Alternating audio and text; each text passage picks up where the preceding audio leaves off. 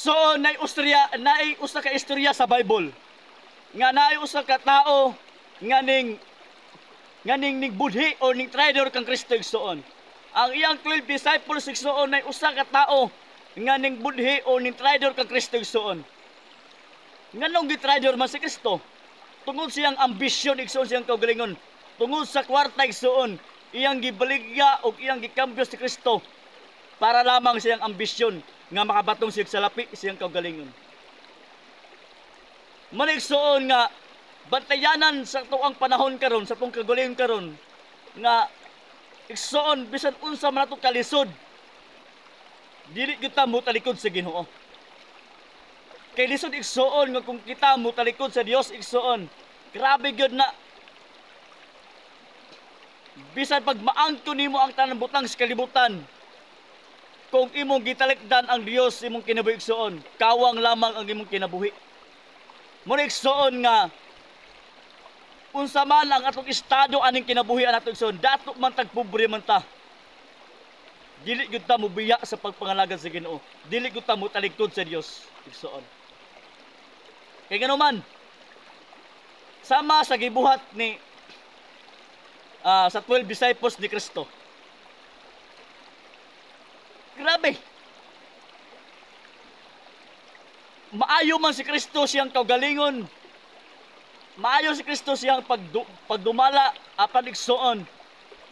Nagitao igsoon nga ning sukwahay gyud kang Kristo. Igsoon sakit man pamalandungon nga nay mga tao ba nga mubiya gud sa Ginoo. Tungod sila mga ambisyon silang kaugalingon. Dili man sayop nga mga ambisyon ta. Dili man sayop nga mahimong tang dato aning kalibutana. Ug bisan pag maangkon ni mga butang aning kalibutana, dili isa sayop ug dili mali. Apan nahimo lang mali igsoon kung dili na ta muhatag og time diha sa Dios.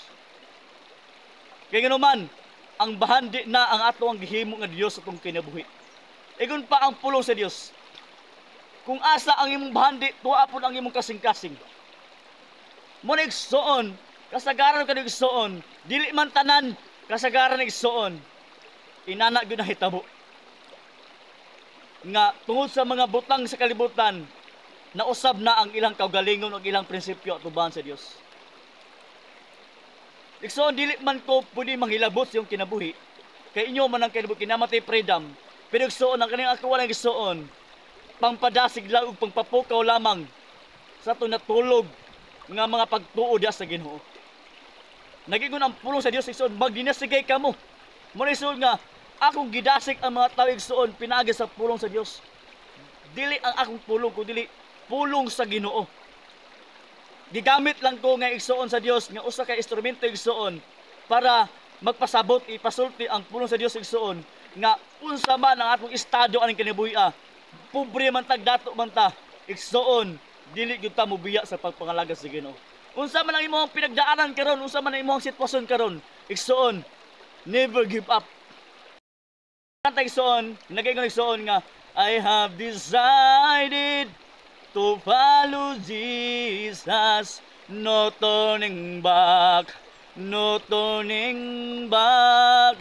I have decided to follow Jesus, no turning back, no turning back. Maniksoon, dili na ta mobalik igsoon. Unsa man atong mga gawi kani atong igsoon, dili ta mobalik ug dili ta motalikod ug dili ta mobiya sa Dios igsoon. Kun dili igsoon, musunod ta diha sa yapak sa Dios igsoon.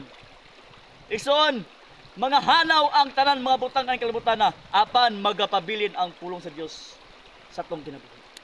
Maniksoon nga pampadasig igsoon, kalinga pulong igsoon, namantay freedom sa pagpili igsoon. Nara sa igsoon kung imo ning dawaton ang pulong sa Dios ug imong paminawon nimo ni kaning nga mensahe sa pulong sa Ginoo igsoon, nara si muha. Maniksoon, God bless, amping tang tanan sa tuang kinabuhi.